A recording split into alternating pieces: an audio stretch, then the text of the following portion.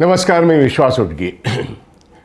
निवडणुकीमध्ये जवळजवळ सगळे निकाल आपल्या समोर आलेले आहेत आणि महायुती 288 पैकी 229 जागांवरती विजय मिळवण्याच्या अवस्थेत आहे आणि महाविकास आघाडी 54 तर अन्य 5 अशा पद्धतीने त्याला दारुण पराभव असं म्हणावं लागेल।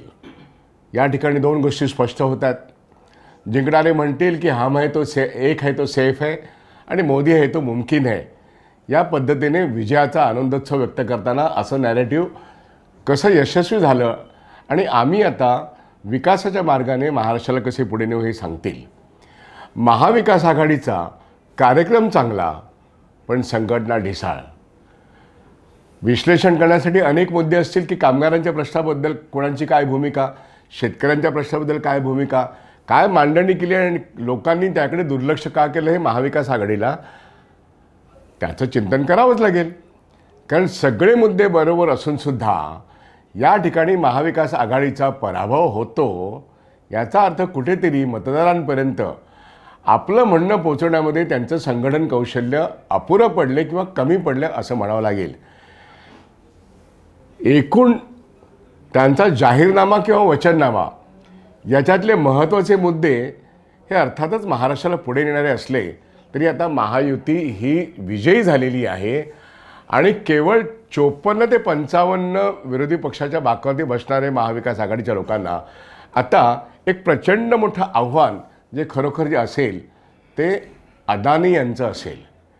अदानीच्या प्रश्नावरती योग्य तऱ्हेने प्रश्न मांडला राहुल गांधींनी, आदित्य ठाकरे आणि उद्धव ठाकरे यांनी तो धोका पण सांगितला की धारावीच्या निमित्ताने ते संपूर्ण मुंबई विकत घेत आहेत आणि जे अतिशय बेकायदेशीर असे GR महायुतीच्या सरकारने काढले होते, आता या विजयानंतर हे सगळे GR सुप्रीम कोर्टाच्या जवळजवळ 2 वर्षाच्या कालखंडामध्ये त्यांनी या बेकायदेशीर सरकारला एक सँक्टिटी निर्माण करून दिली आणि आता मतदानानंतर लोकांनी सँक्टिटी निर्माण करून दिली आणि मग ते सगळे GR लीगल बनतील।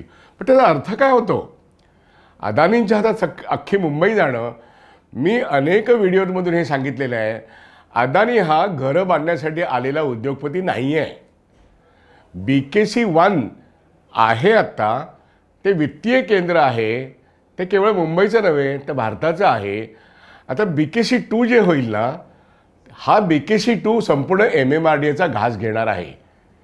BKC2चा माझा अर्थ MMRDA क्षेत्र म्हणजे संपूर्ण रायगड जिल्हा, संपूर्ण मुंबई, संपूर्ण पालघर, संपूर्ण ठाणे जिल्हा, या ठिकाणी एक $2 ट्रिलियन इकॉनॉमी निर्माण करणं ही त्याची क्षमता आहे।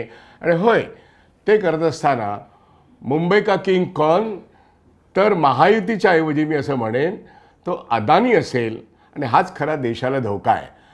महाविकास आघाडीचा पराभव आणि अदानीचा विजय याचं विश्लेषण लोकांना जेव्हा एक वेगळी मुंबई आणि वेगळं महाविकास, वेगळं MMRDA दिसायला लागेल आणि तेव्हा नागरिकांचे अधिकार हरवलेले आहेत आणि ते गुलामीच्या अवस्थेत आहेत, रोजगार निर्मिती झालेली नसेल, कारण आधुनिक तंत्रज्ञान आणि आधुनिक भांडवल आणि जमिनीवरचा कब्जा, हवेवरचा कब्जा, टेक्नॉलॉजीवरचा कब्जा हा सगळा आता अदानीभोवती केंद्रस्थानी आलेला असेल। अशा वेळेस निवडून आलेले लोक हे महायुतीचे का गौतम अदानींचे असतील, याच्यात अर्थात उत्तर ते गौतम अदानींचे असतील।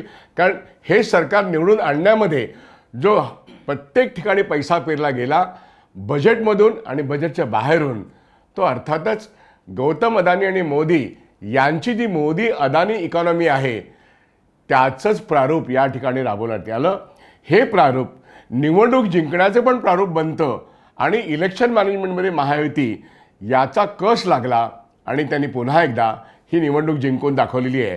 लक्षात घ्या, 20 तारखेला संध्याकाळी 8 पर्यंत आम्ही सगळेजण बघत होतो की 59.6% एवढं मतदान झालं आहे। रात्री बघतो तर 60 काही टक्के झालं, 21 तारखेला बघतो 62% झालं आणि 22 तारखेला वर्तमानपत्रातून छापून येतं, इलेक्शन कमिशन जाहीर करतं आपल्या वेबसाईटवरती की ते 66.4% आहेत। वरचे जे 10 ते 15 लाख मतं 20 तारखेनंतर ॲड झाली ती जर 50 सिलेक्टेड ठिकाणी जर नीटपणे नंतर ॲड केली असतील इलेक्शन कमिशनने तर तो केवढा मोठा हॅवाक महाराष्ट्रातल्या 288 मतदारसंघापैकी हॅवाक कुठे कुठे झाला आहे हे आता आपल्या डोळ्यानं दिसतंय, कानाने ऐकू येतंय आणि सगळीकडे आपण बघतोत. नवीन सरकार महायुतीचं होत असताना पडलेले जर बघितलेत की संगमनेरमध्ये 8 वेळा निवडून आलेले 9व्यांदा पडले, ते पडण्यासारखे नेते नाही आहेत. किंवा नाना पटोले अजूनही पुढे आहेत पण मार्जिन कमी आहे. अनेक चांगले चांगले लोक हे पडलेले आहेत का पाडण्यात आलेले आहेत, हा इलेक्शन मॅनेजमेंटचा प्रश्न आहे.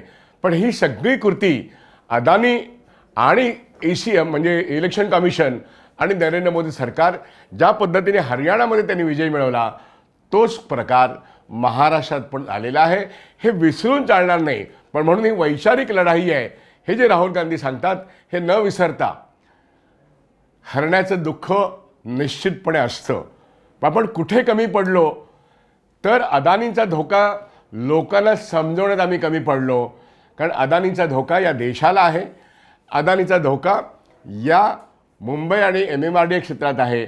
ऑलरेडी JNPT त्यांच्या हातात आहे, BPT त्यांच्या हातात आहे, वाढवण त्यांच्यासाठी निर्माण होते, धारावीच्या बरोबर संपूर्ण मुंबई त्यांच्या हातात जात आहे. जमिनीवरचा कंट्रोल जेव्हा जातो, या जमिनी अतिशय इल्लिगल पद्धतीने म्हणजे लँड ॲक्विजिशन ॲक्टचा प्रश्न असो, अर्बन लँड सेलिंग ॲक्टचा मुद्दा असो किंवा अनेक असे जे मुद्दे आहेत, कायद्याला वळसा घालून एकाच उद्योगपतीला आता हे सगळंच त्यांना देण्यात येत आहे at the cost of real economy. अदानींचा लौकिक हा मॅन्युफॅक्चरिंग सेक्टरमधले दादा आहेत असं कधीच म्हणता येत नाही. सर्व्हिसेस सेक्टरमधले दादा आहेत असं कधीच म्हणता येत नाहीत. ॲग्रिकल्चर सेक्टर त्यांच्याकडे नाही आहे, परंतु त्यांचे अनेक प्रॉडक्ट्स ॲग्रिकल्चरवरती आधारित आहेत आणि ते सगळे प्रॉडक्ट प्रचंड पैसा कमवत आहेत. पण कोळशावरती, विजेवरती, टेलिकॉम क्षेत्रामध्ये कुठे त्यांचं आता अस्तित्व नाही आहे. अस्तित्व त्यांचं सार्वत्रिक झालेलं आहे. जनतेची जी संपत्ती आहे ती पब्लिक सेक्टरमध्ये आहे. पब्लिक सेक्टरची संपत्ती आता अदानीची संपत्ती बनते. आणि आता जेव्हा मुंबई हे आर्थिक केंद्र, होय हे जगातलं एक आर्थिक केंद्र, देशाचं एक आर्थिक केंद्र, महाराष्ट्राची राजधानी ज्याच्यावरती आता अदानींचा कंट्रोल येतो, तो प्रश्न धोक्याचा आहे. कारण ते रिअल मॅन्युफॅक्चरिंग सेक्टर कंट्रोल करत नाहीत, रिअल सर्व्हिस सेक्टर कंट्रोल करत नाहीत, रिअल ॲग्रिकल्चर इकॉनॉमी कंट्रोल करत नाहीत, पण जगातले नंबर 2चे श्रीमंत आहेत आणि त्यांच्या हातात हे आर्थिक केंद्र आता जातं आहे. महायुतीचं सरकार जिंकणं हा अदानींचा विजय आहे असं जर मी म्हटलं तर लोकांना त्याचे अर्थ तेव्हाच कळतील जेव्हा त्यांच्या अधिकारांना तिलांजली देण्यात येईल. आणि या ठिकाणी आपण एका संपूर्ण मोठ्या स्पेशल इकॉनॉमिक झोनमध्ये ही एकूण जवळजवळ नाही म्हटलं तरी 3.5-4 कोटीची जनता MMRDA क्षेत्रामध्ये जेव्हा त्यांना हे जाणवेल की आपल्या इथे मुंबई महानगरपालिका चालत नाही, नगरपालिकेचे अधिकार चालत नाहीत, सरकारचे अधिकार चालत नाहीत, अधिकार फक्त अदानींचे चालतात, हे जेव्हा लोकांना जाणवायला लागेल तेव्हा आपण किती मोठी चूक महाविकास आघाडीच्या पराभवात केलेली आहे हे लोकांना जाणवेल. तोपर्यंत खूप उशीर झालेला असेल. आजपासून अधिक 5 वर्षानंतर पुन्हा निवडणुका होईपर्यंत ह्या संपूर्ण एरियाचं परिस्थिती बदललेली असेल. नॅशनल कॅपिटल रिजन हा जो दिल्लीचा भाग एक्सटेंडेड हरियाणामधला थोडा आहे, UPमधला थोडा आहे, हा जसा आता LG नियंत्रित आहे, निवडून आलेले मुख्यमंत्री त्यांच्याकडे अधिकार काहीच नाहीत. या ठिकाणी मुद्दा असा आहे, अदानींच्या कंट्रोलमध्ये ही संपूर्ण एरिया गेल्यानंतर मोदींचं पुढचं 5 वर्षानंतरचं भवितव्य हे अदानीच ठरवणार आहेत. पण या कालखंडामध्ये महाराष्ट्रासारखा अत्यंत पुरोगामी, अत्यंत प्रगतिशील असा महाराष्ट्र हा रोजगार निर्माण करणारा नसणार आहे. कारण इथलं नवीन तंत्रज्ञान रोजगार निर्मिती करणार नाही. बेकारी प्रचंड मोठ्या प्रमाणात असेल आणि कंत्राटी कामगार हे 10 ते 12 हजार कमवणारे असतील, शहरी गरीब अधिक कंत्राटीच असतील आणि इथला मध्यमवर्ग हा अधिक असंघटित क्षेत्राकडे वळलेला असेल. त्याच्या कायमस्वरूपाच्या नोकऱ्या ह्या कमीच झालेल्या असतील आणि तेव्हा महायुतीला निवडून दिल्याचा पश्चाताप करणं हे त्यांच्या नशिबी आलेलं असेल. अशा तऱ्हेचं एक भवितव्य आता दिसेल. कारण कोणताही धोरणात्मक निर्णय महायुती सरकार किंवा नरेंद्र मोदी सरकार यांनी गेल्या 10 वर्षात घेतला नाही। त्यांचं विकासाचं धोरण हे कागदावर आहे, ते मूठभर भांडवलदारांच्या विकासाचं धोरण आहे। ते शेतकरी, कामगार आणि मध्यमवर्ग यांना खालीच ठेचून काढणं आणि मूठभर भांडवलदारांना मोठं करणं हेच मोदानी मॉडेल आहे। आणि ते रिअल मॅन्युफॅक्चरिंग सेक्टर मोठं करणं, रिअल म्हणजे ॲग्रिकल्चर इकॉनॉमी मोठं करणं किंवा सर्व्हिस सेक्टरमध्ये करणं हा त्यांचा मुळीच हेतू नाही। एक इलिसिट इकॉनॉमी मॉरिशस टाईप म्हणजे टॅक्स हेवन कंट्रीज या मुंबईसारख्या या MMRDA निर्माण होतील, हा एक मोठा धोका या देशाच्या अर्थव्यवस्थेला अदानीच्या रूपाने निर्माण होतोय असं मी आता जाहीर वक्तव्य करतोय। तपशिलामध्ये लोकांमध्ये ते अनफोल्ड होत जाणं हे अभ्यासाचा भाग आहे।